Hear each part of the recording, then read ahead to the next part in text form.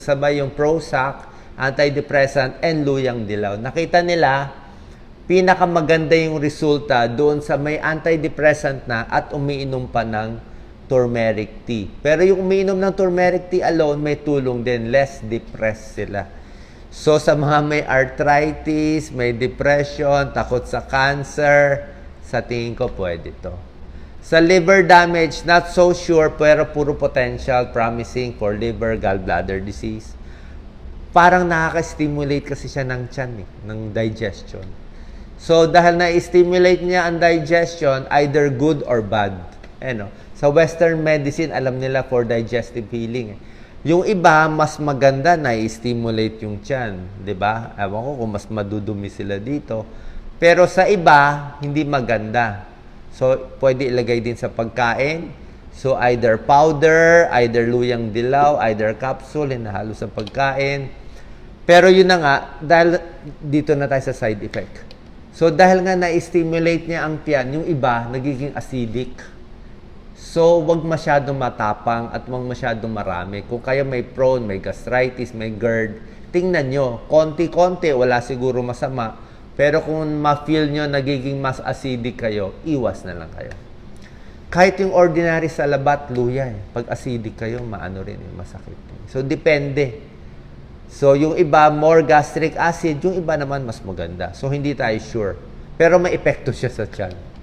Ito yung sinasabi ko kanina, dahil nga sa puso, nakakalabnaw ng dugo, parang aspirin-like effect niya. Kung minom kayo ng aspirin, kung minom kayo ng Coumadin, warfarin, pampalabnaw ng dugo, sa sakit sa puso, ito, dagdag labnaw pa siya. So, ang takot lang natin, baka masobrahan. Diba? Pero, kung alam mo yun ng effect niya, okay lang yun. Okay? Baka lang mas mag-bleed, depende yan. Yung mga ito, blood thinner, hindi sinasabay gaano. Kung meron kayong operation o operahan ng kahit anong operasyon, usually 2 weeks before surgery, 1 week before surgery, tanggal yung mga aspirin. Ito rin, medyo tinitigil din ang luyang dilaw kasi baka nakakalabnaw ng dugo.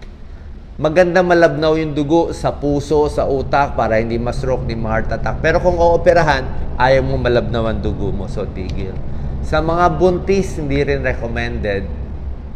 Siguro pag konti-konti, wala namang problema sa buntis. Pero yung maraming luyang dilaw or turmeric, pwede daw. Sa ilang tao, pwede ma-labor. Pwede humilab, baka manganak ng maaga. So, ingat tayo. Tsaka may blood thinning effect. Di ba? Ayaw natin yung blood thinning effect.